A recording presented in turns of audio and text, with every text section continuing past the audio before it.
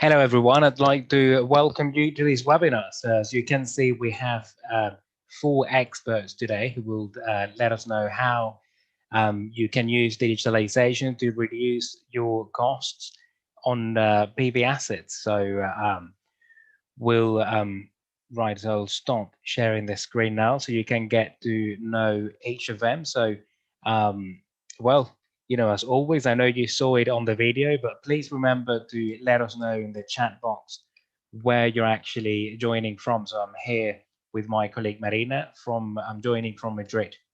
So please let us know where you're joining from. And in the meantime, I'll get the panelists to introduce themselves. So please, Jose, if you could start, please, by introducing yourself very briefly. Thank you very much, Carlos. I'm Jose Garcia Franquelo, Innovation and Technology Director from Isotrol. Isotrol is a company specialized in monitoring and control system for renewable with more than 36 years in the market, with more than 45 gigawatts with our system. So, fine. Thank you very much, Jose. And now, Rahul, could you please introduce yourself briefly, please? Thanks, Carlos. I am Rahul Sankhe. I am the president and co-founder of SenseHawk. SenseHawk is a digital technology company. We're building a platform for enabling solar asset lifecycle management. And I will be talking a little bit more about that a little later. Thank you very much, Rahul. And Javier, please. Hello. Thanks, Carlos, and hello, everyone. I'm Javier Fernandez, project engineer at Isotron. I'm part of the technical direction department, where we will coordinate the different aspects of going all through all the process of construction and execution of all kinds of projects related to energy. And in my cases, I'm specialized in the construction, in this case, of solar plants, and hope to give my point of view and our point of view of the company on the topic today and how this can help companies like us. Thank you very much, Javier. And Juan, and if you can introduce yourself and get ready to present, because you'll be the first one up. Thanks, Carlos, and thanks to ITA Insights for allowing me to participate in this webinar. As Carlos stated, my name is Juan Fernandez. I'm the global head of asset management for Sonetics. Sonetics is an IPP that develops, builds, and operates assets through their entire life cycle. And we operate in eight countries, and I'll speak a bit more about Sonetics and the asset management discipline in the course of the presentation.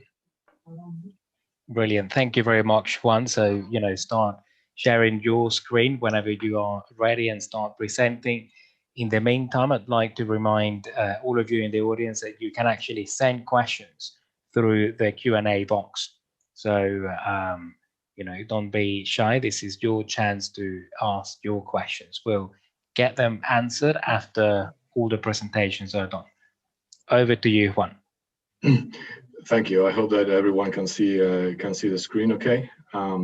Yes. So the title of the webinar is in essence the reduction of the levelized cost of electricity through efficient life cycle management. The presentation I've put together tries to capture the framework that we are developing within Sonetics for precisely the life cycle management of PV assets, and I will be focusing on this topic. Before going into the topic itself, just a brief presentation on who we are. As I mentioned in the introduction, Sonetics is a global IPP. We develop, build, own, and operate solar power plants, focusing on OECD countries. Currently, we're operating in 8 countries across the globe, from Japan to Chile and Puerto Rico. Currently, we have a control capacity of roughly 2 gigawatts of control capacity, out of which 1.2 gigawatts are in operation. 330 plus in construction, and the balance is under various phases of documentation. We have invested in excess of 4.5 billion US dollars in solar PV projects globally, and currently we are the 6th largest PV portfolio in Europe, the top IPP in Spain, 2nd in Italy, and 5th in France. So we've been growing quite aggressively in the last years, and that has presented some challenges from the standpoint of managing the assets in such dispersed locations. So I wanted to also frame the discussion around LCOE so that we have a common set of ground rules in terms of understanding what drives LCOE. Apologies if I insult the intelligence of some of the audience, but I just wanted to make sure that I capture the how we calculate the levelized cost of electricity in terms of the initial investment capex, and then the parameters that are critical in determining the LCOE through the life cycle of the asset, which is basically the OPEX, the annual operation and maintenance expenditures. Residual value at the end of a lifetime for us is something that is being considered, as our plan and our DNA is to hold and operate the assets for their lifetime.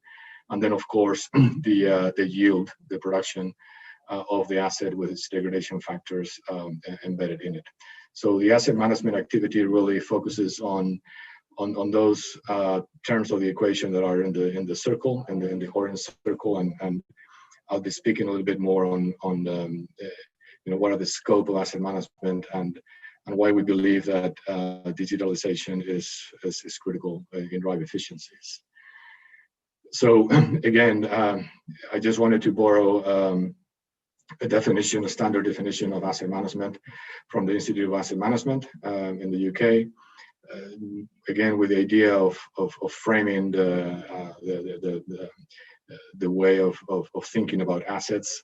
So for us, asset management really in the sector is a systematic and coordinated set of activities and practices obviously to optimize the physical assets, focusing on performance, risk management, and expenditures. And to us, it's very important the concept of life cycle, because we are operating the assets for the long term.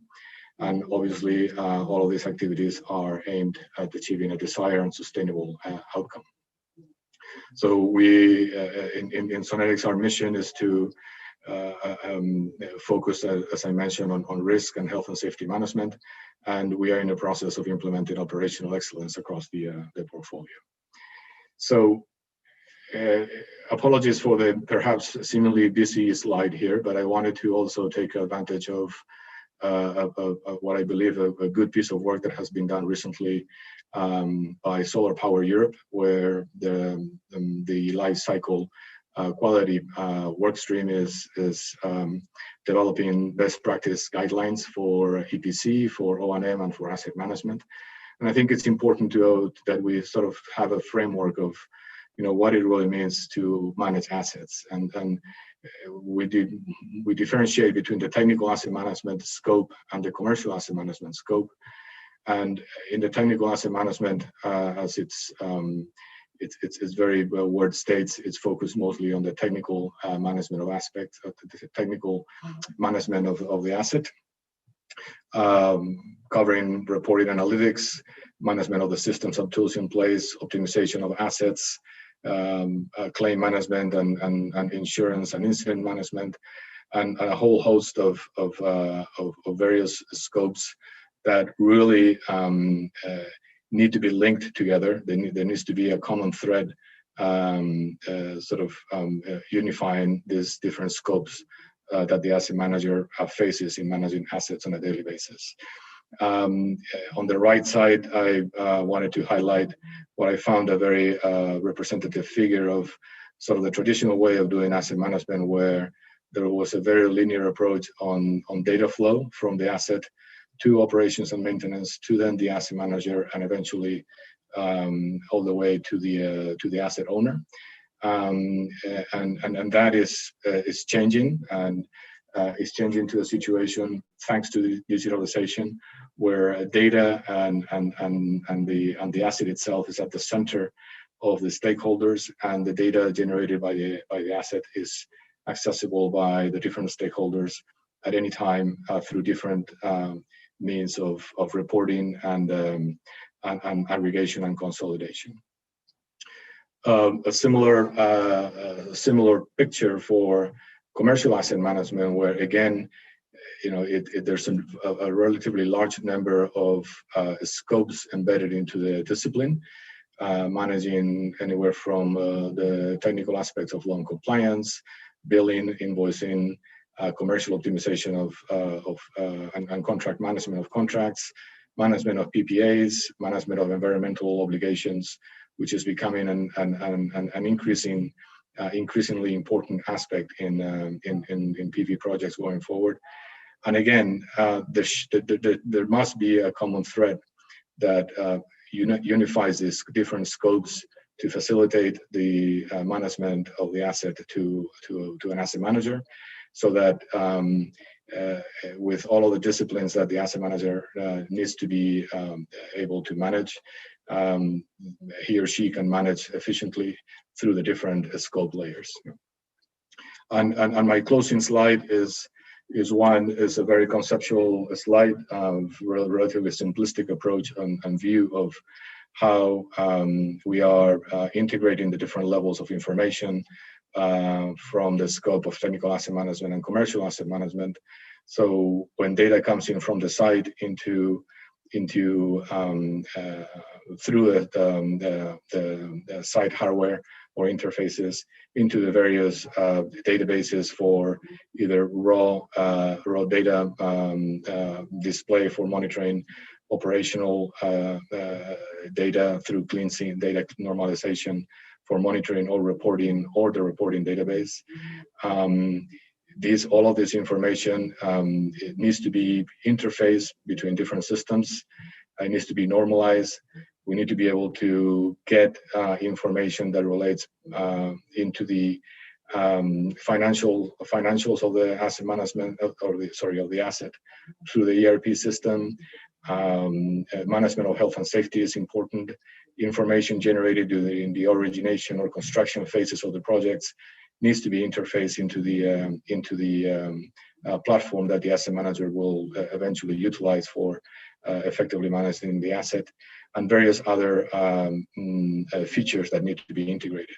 And in particular, in going forward with the next generation of PV assets coming online, the ability to integrate energy management and forecasting capabilities is becoming an ever-increasing need in order to be able to guarantee the sustainability of these of the assets going forward. So again, this is my last slide in the presentation. It was intended to create a framework for the discussion going forward, how we see asset management and why we believe this digitalization of system and through systems and systems integration is critical to drive efficiencies into managing the assets, with the ultimate aim to reduce the levelized cost of electricity. With that, I pass on the presentation to Javier Fernandez. Thank you very much, Juan, for your presentation. If you can stop sharing so that Javier can share his slides. And well, in the meantime, I'd like to remind everyone that you can send your questions through the Q&A box. So that's something you have a chance to do now. You don't get the chance to ask experts to answer your questions every day, but you do today. So well, Javier, whenever you are ready, unmute yourself, and I can see your presentation just fine. Okay, perfect. Well, before I start, I would like also myself to present a bit who we are here in Isotron. We are a company that was founded in 1999 and makes part of the Isotron holding since 2007. And basically, we are EPC constructor that gets involved in all the phases from engineering, procurement, construction, commissioning, and maintenance of any kind of electrical or instrumentation installation project, be it in industrial factories, substations, power lines, traditional power plants, or renewable energy, especially in that case, wind farms, and being the focus of the topic today, solar plants, where my expertise lies the most. My objective here today was to show you how at Isodrome we feel and are seeing in our experience that digitalization and the tools it provides can help a company like ours when undertaking these kind of projects, which we have become a larger share of our activities over the years. And in collaboration with other companies within the holding, we usually there's more contributions for the different plants. And before I start with how it can help us, I want to lay out a bit of context to see why it does. Because as I'm sure most of you already know, solar photovoltaic technology has changed very quickly, being mostly experimental, but a mere 20 years ago, and it has started to progressively make its way into the market over the years.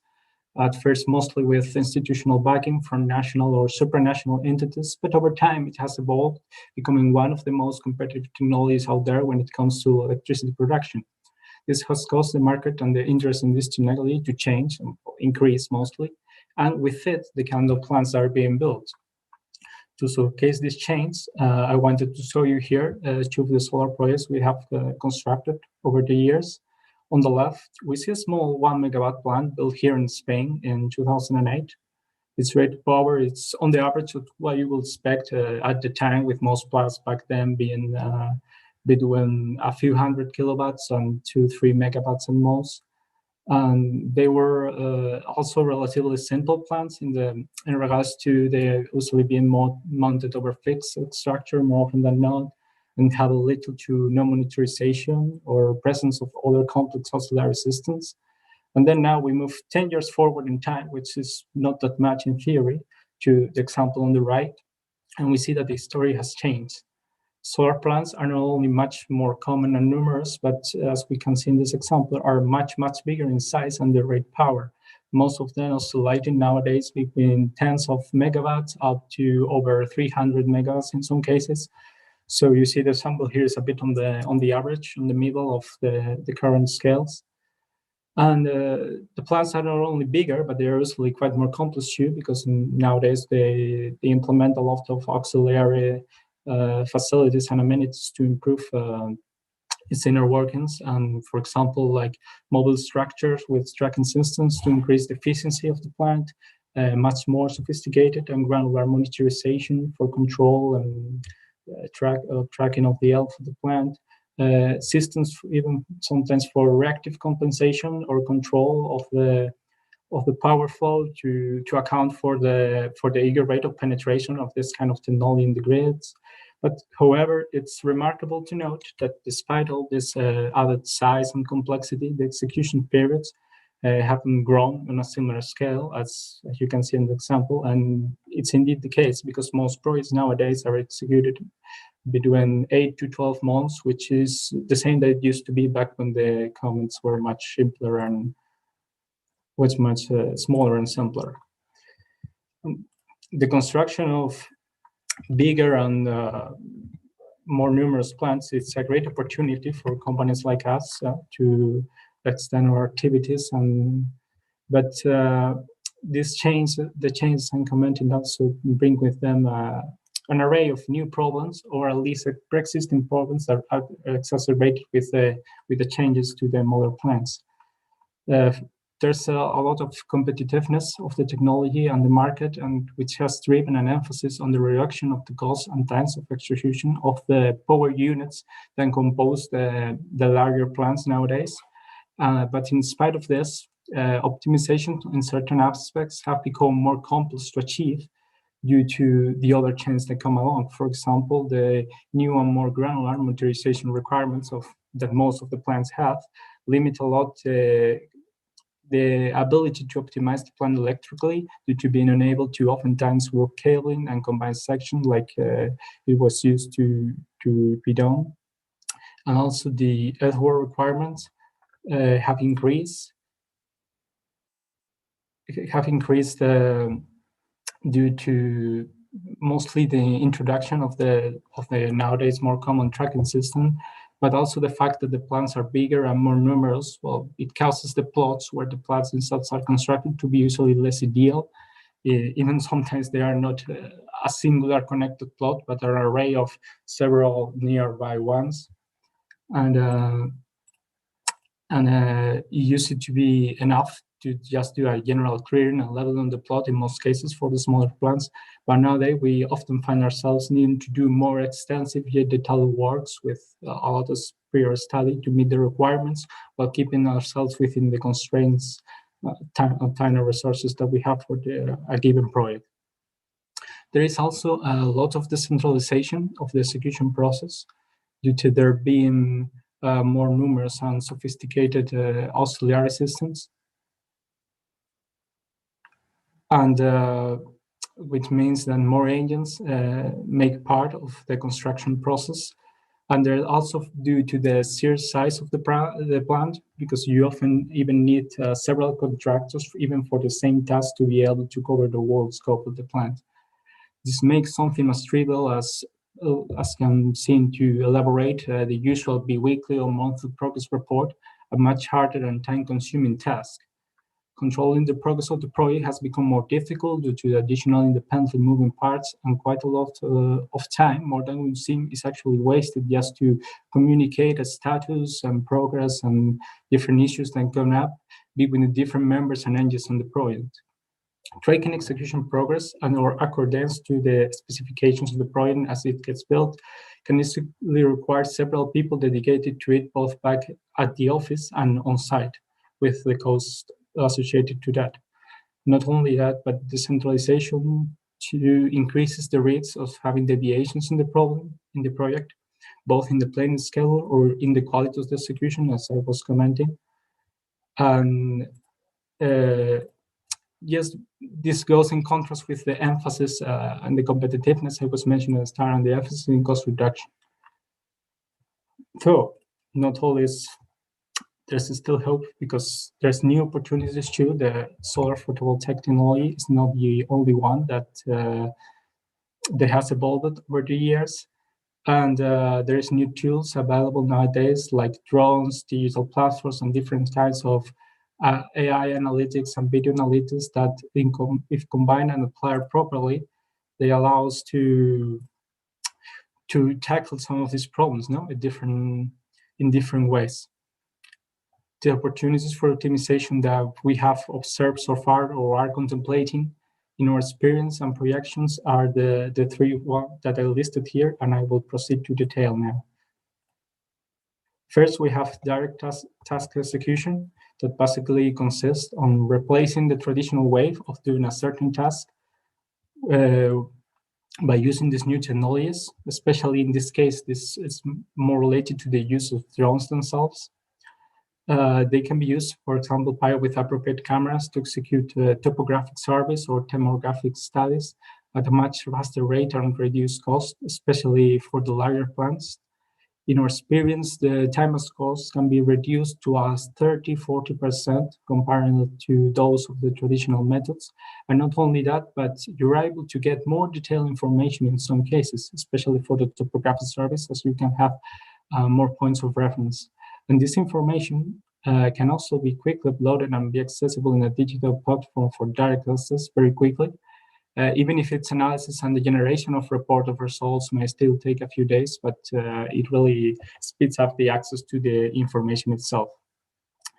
While not that common in solar plants themselves, there's also another application where we find it has potential, that using the drones to undertake inspections or small outdoor interventions in difficult to access zones due to altitude or nearby presence or other characteristics that we might find.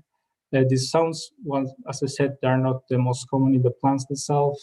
Can be found very often in the power lines and substations that accompany the plant, are usually sometimes part of the scope of the same solar project.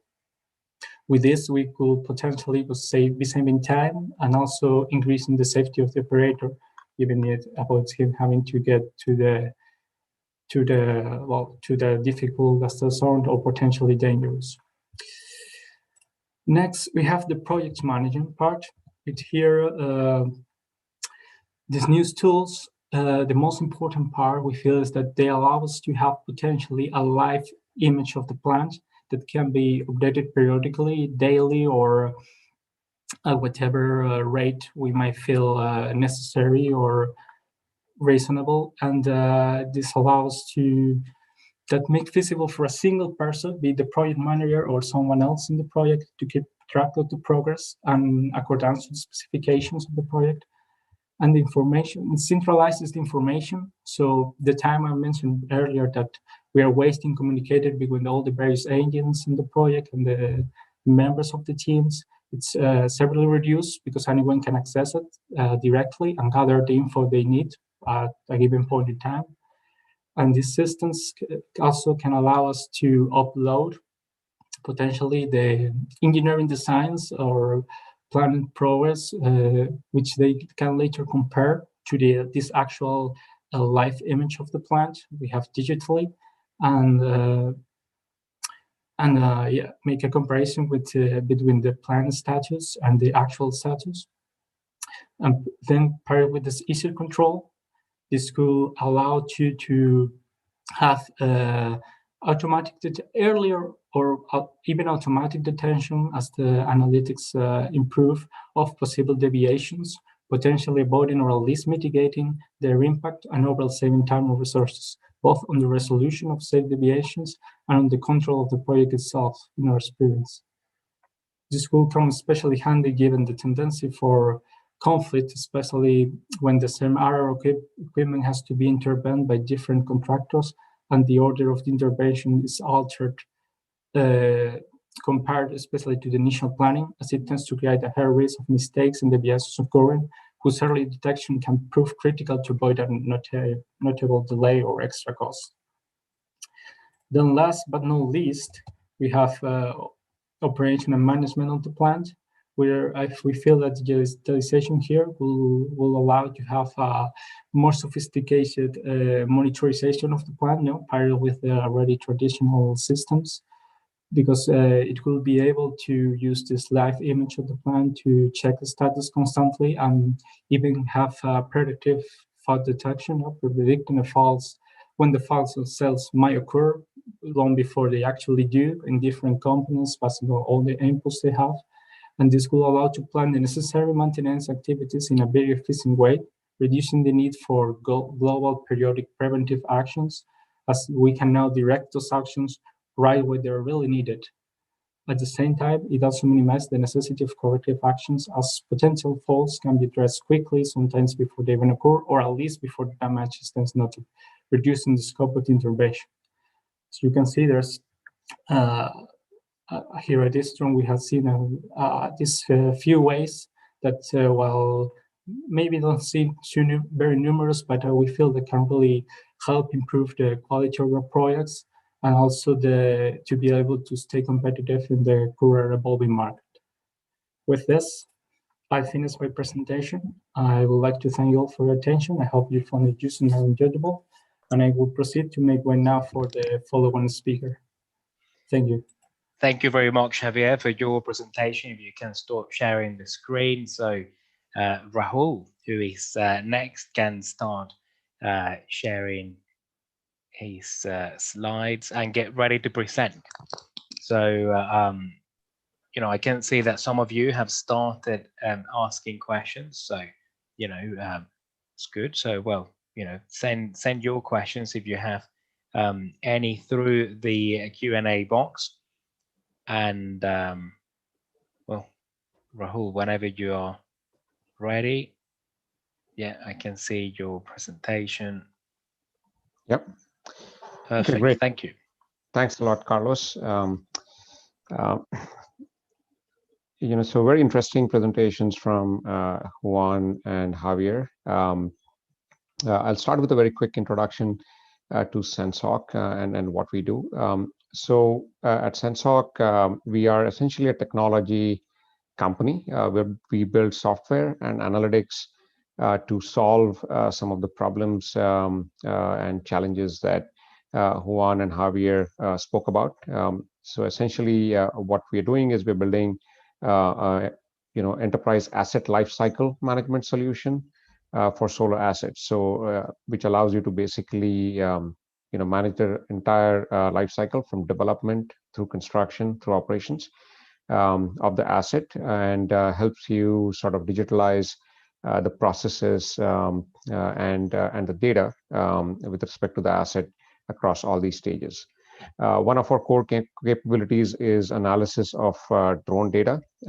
So those are a set of applications on the platform, and they interact with other applications on the platform. So essentially, what we are focused on is to enable digitalization, which is the key topic of our discussion at this time.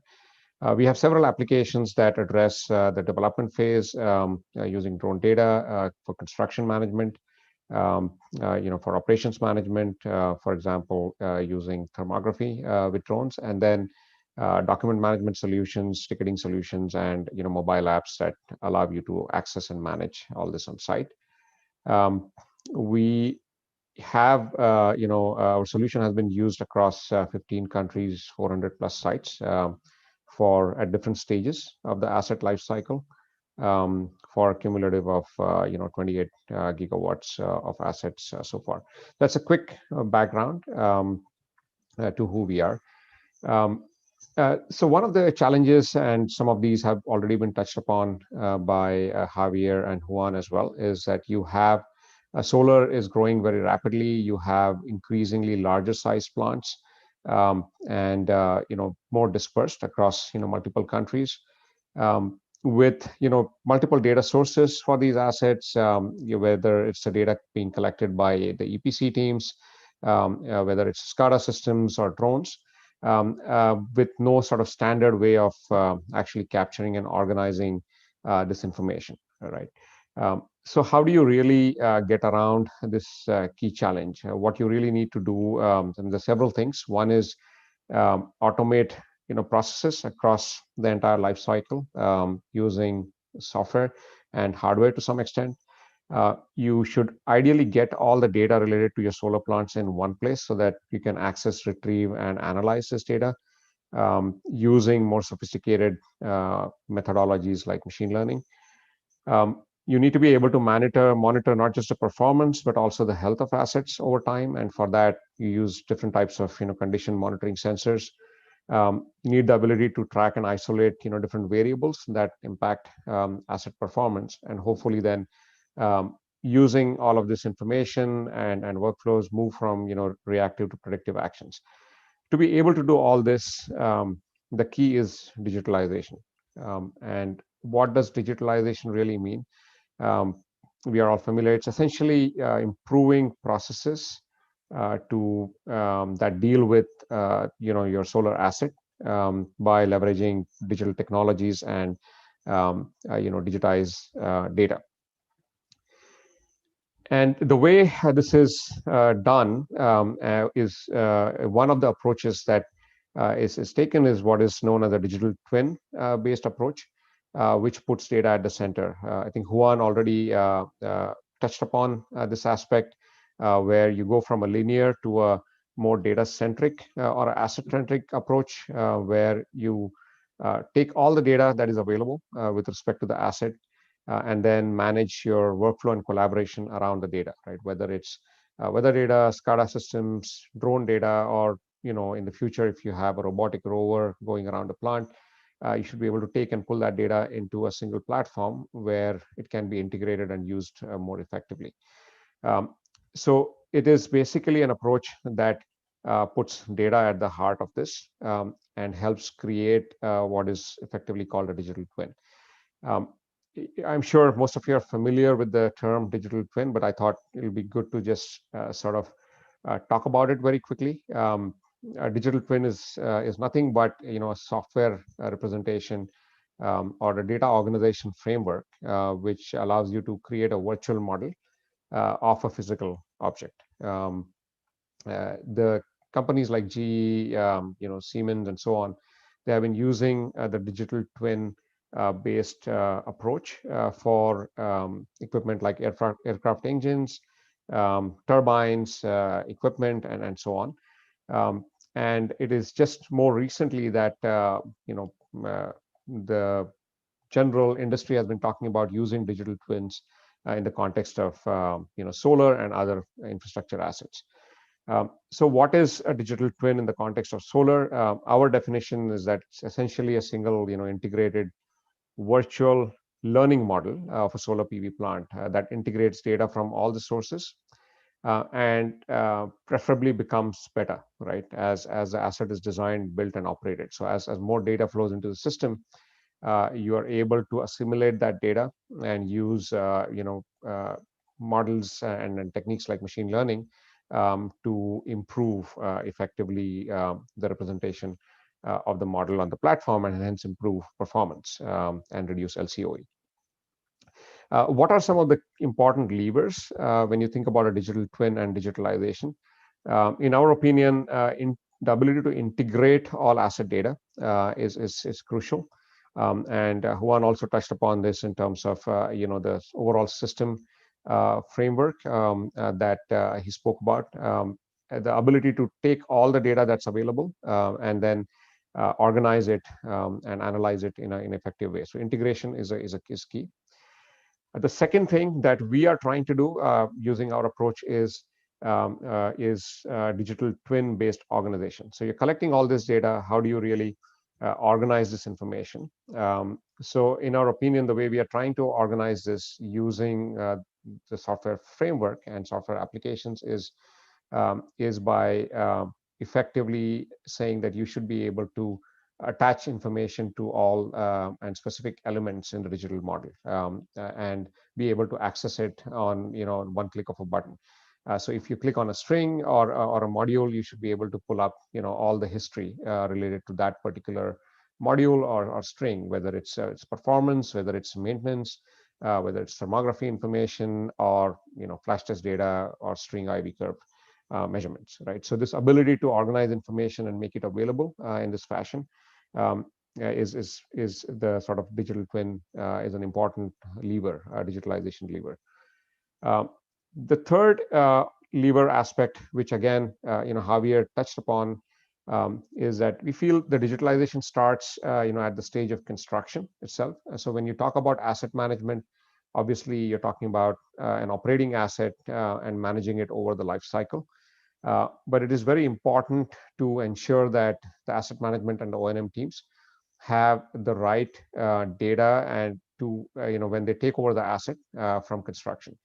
And for that, you need to ensure that all the digitalization of information during the construction phase, whether it's information related to components in the plant, mapping of component serial numbers to specific locations, having an accurate design versus as built, or quality information, right? Especially punch list issues during the construction phase. All of these become important references for asset management and O&M over a period of time, and they need to be stored, organized, and made available in an easy, convenient way.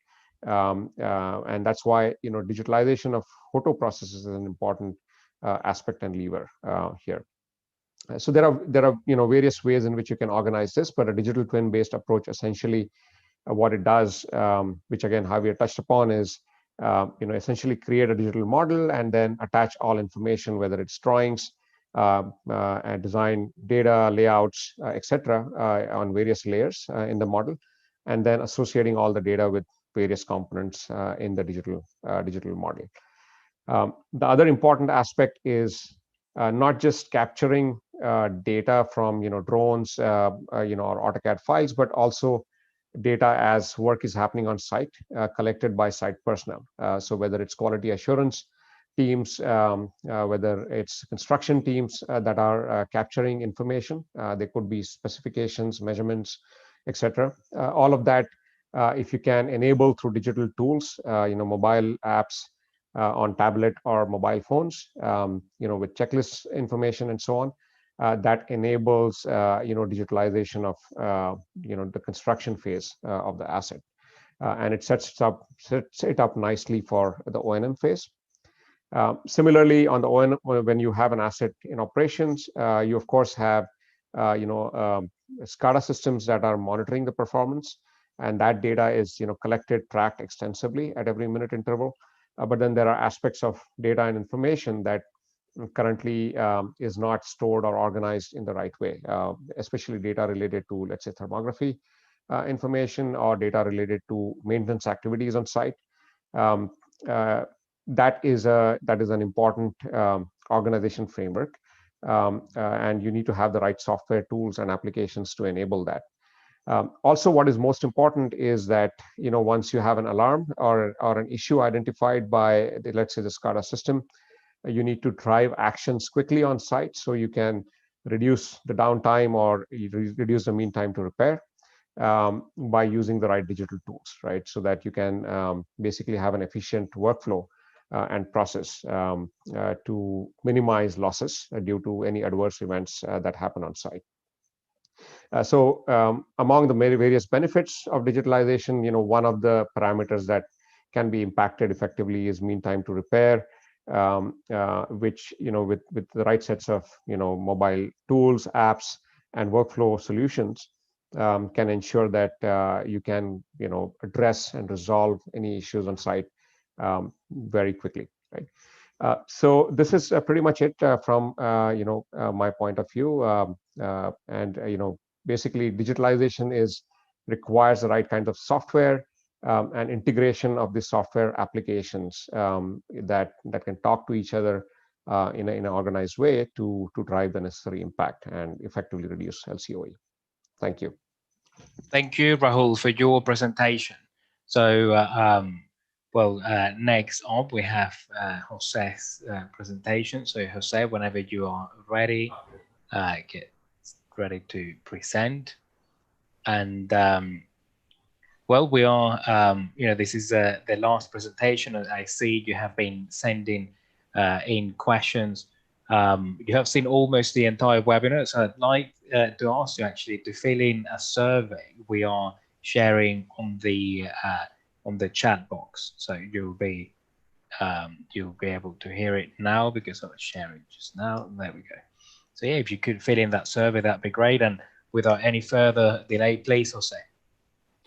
Okay, thank you very much, Carlos. Thank you very much to everybody.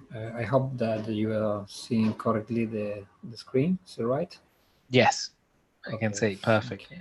Thank you very much. So the idea of this presentation is to focus on one specific part of this digitalization, that is the data analytics for increasing the performance of the PV plant.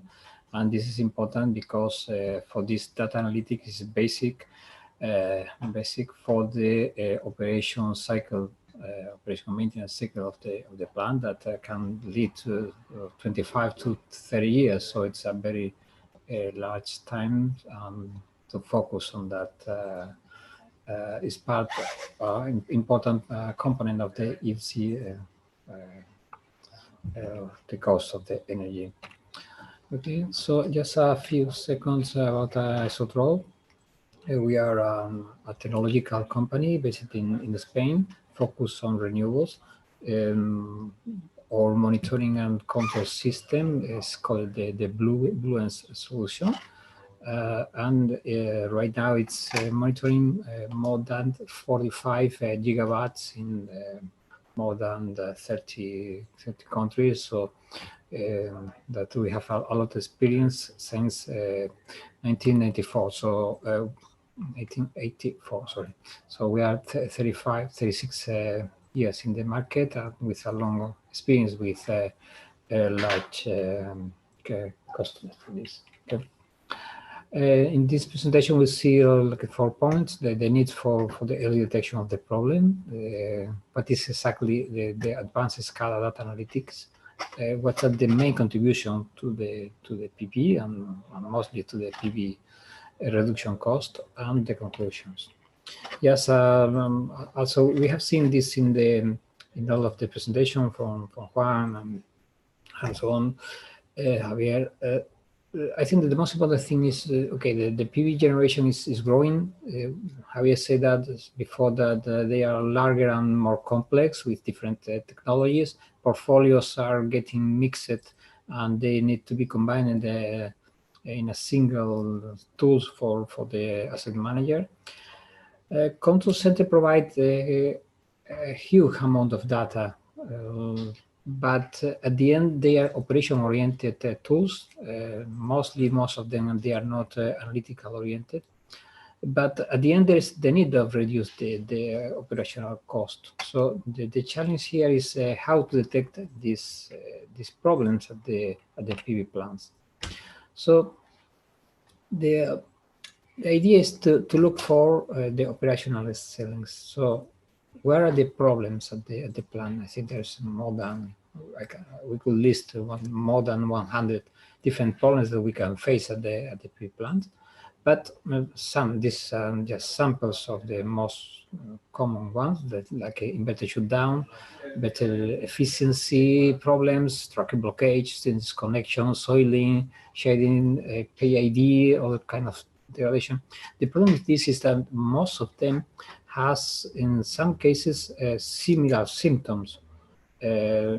Small losses of production, like a 5%, usually goes unnoticed during weeks, because at the end you don't have everyday clear skies, you have clouds, you have a different measure, you have perhaps problems with the sensors. So at the end, it's quite normal that this underperformance goes for a long time unnoticed. So the problem is how to detect each one and how to tackle them. The first step is very clear to how to detect.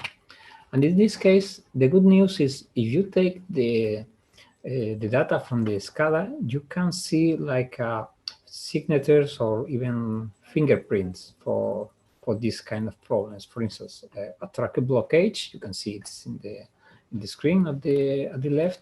So the first day was okay. The second day there was a problem, but with the clouds, if you compare one combiner box at this current, so it's not easy to see that there is a problem. On the third day, you have a clear picture of the problem, because you have unbalanced losses of energy from the optimal one. So this is a fingerprint, and we can implement in a machine learning system that we can train them to detect this kind of problem. More or less the same with the string disconnection, the inverter shutdown, or overheating of inverters. So what we can do here is to automatize this implementation, because the problem is that we don't have any one sensor for each string. We usually measure it at the combiner box level. So a combiner box can have between 15 or 25 strings, and those strings has a lot of different modules. So a reduction of 3%, 5% is quite easy to notice, but if we try a machine learning algorithm, we can't automatize the detection process with an early alarm for that. Okay, what do we need for that? We need a set of different layers for transforming data into insight. So starting from the data collection, storage, data quality, and preprocessing. And this is one of the most important steps. If you don't have data quality, you cannot run, you cannot get the most of the algorithm that you can develop and train. And one important thing is the visualization of these sensors. Okay, what we have done here is set up a framework for working with this, and this is a real screenshot of a real system. This is part of Bluent's solution. And what we do here is to provide the ETL model and the data quality. We modify the data, we correct it, and for some algorithm, we modify the data. Then we make like a second layer after we get the data quality. That is the individual analysis.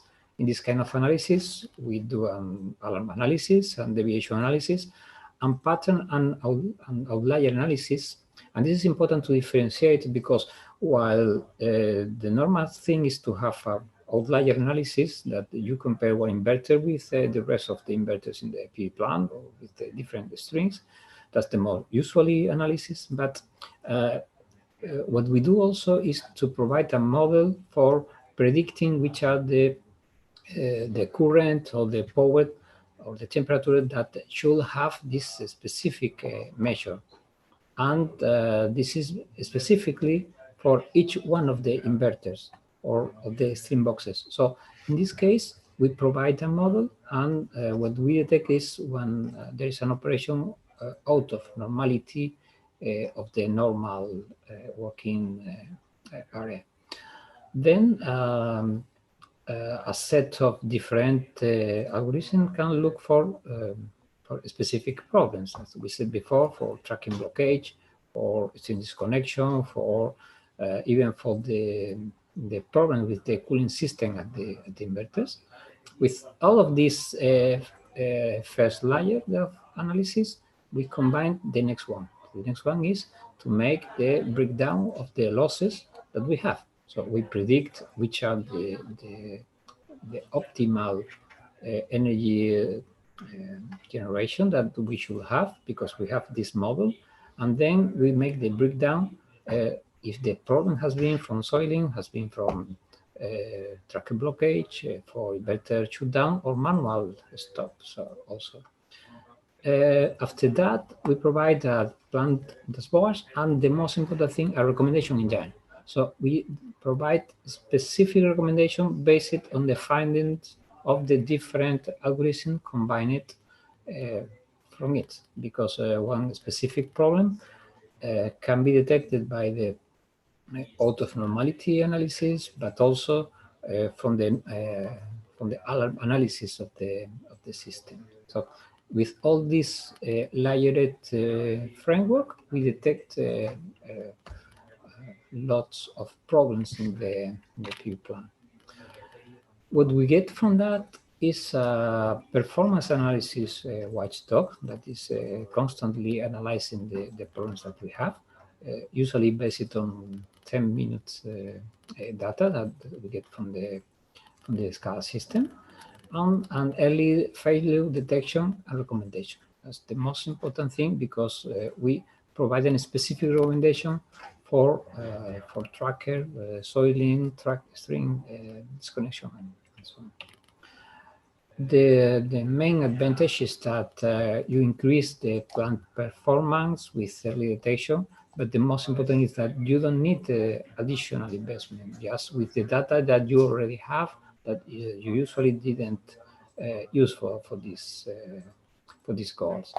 What you need is big data infrastructure. In this case, we are using Google platform, Google tools, but we can use different platforms. We started at the beginning because with local computing capacity, but at the end, it was an optimal way to do it in using the cloud computing advantage. Okay.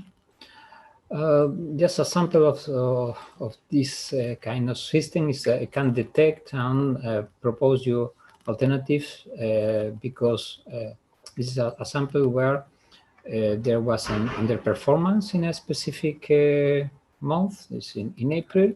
You have a maintenance procedure that you have lost about 4% of the incomes for these operations. So it's a very important quantity.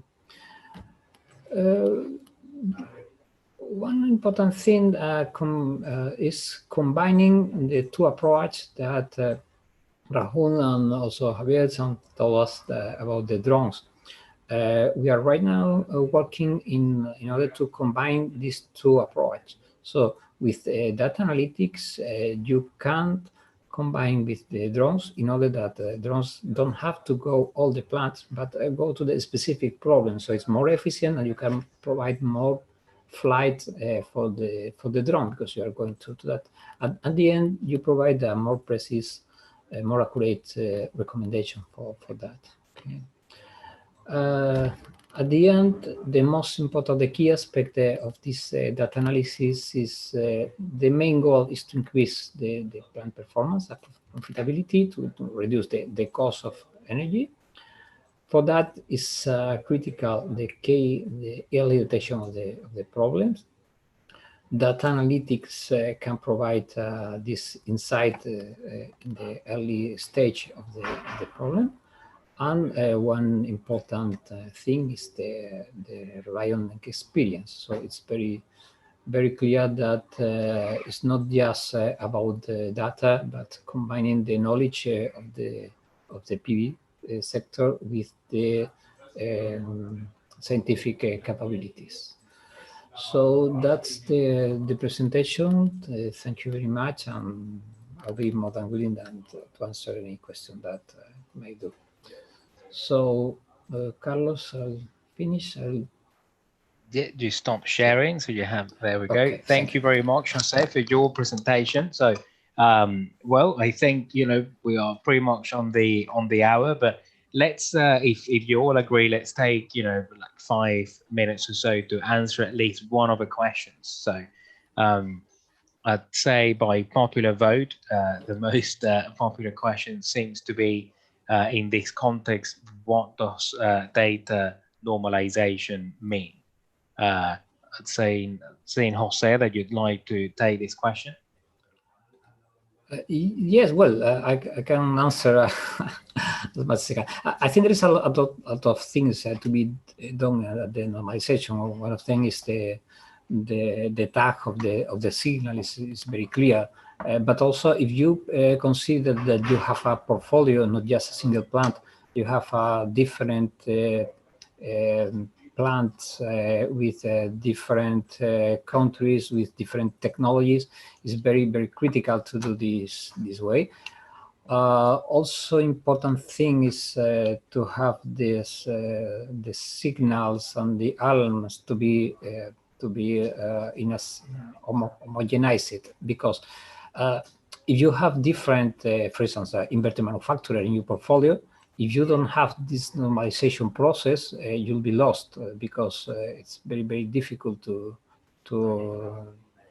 get that information. But what we do in Isotope here is to provide it a normalization layer at the control center, at the real-time processing things. So the analytical capability is prepared for that. Okay, thank you very much, Jose. Would anyone else like to add to that?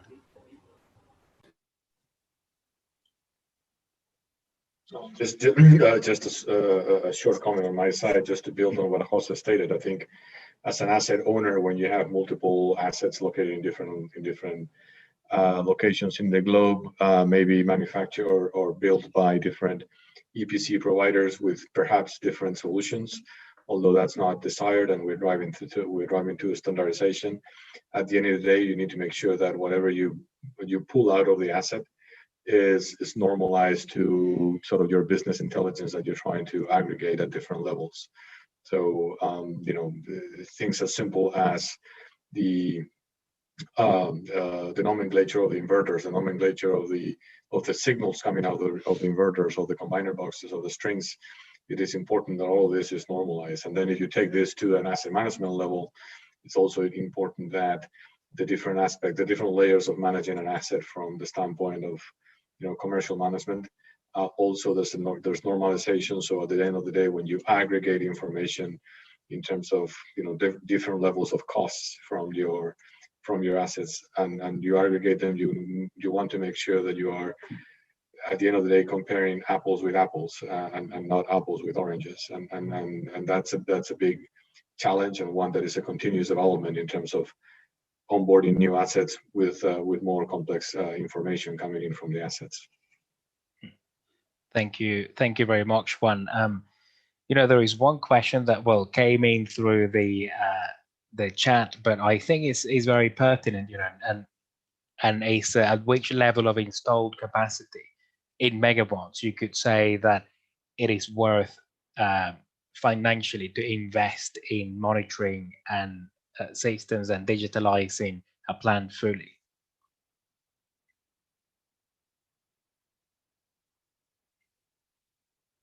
Not all at the same time. I think that's a tricky question. No, it's a good question actually, because I think that's actually a question that we ourselves as owners are constantly putting on the table. Do we need to? How much do we invest on data acquisition and business intelligence as a function of the asset size? No?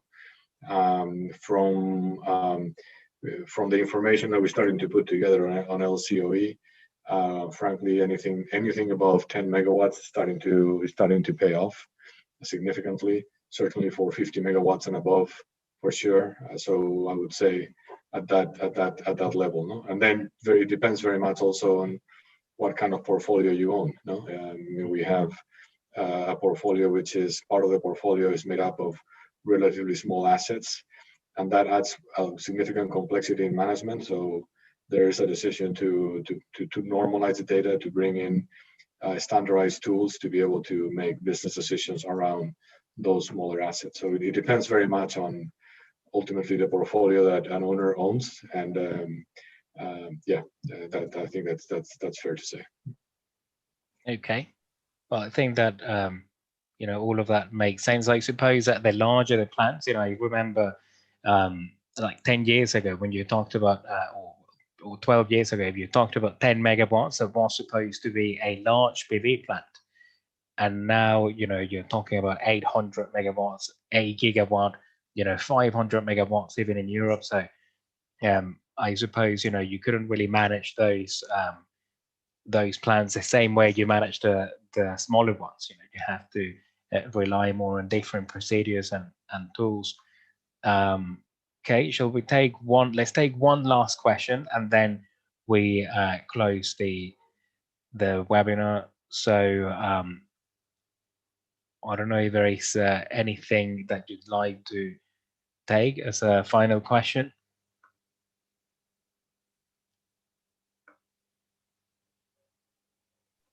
So I think there was a question around a digital twin based approach and what is the likely benefit in that context. So I just wanted to sort of touch upon the fact that this whole digital twin based approach is a relatively new sort of methodology and framework.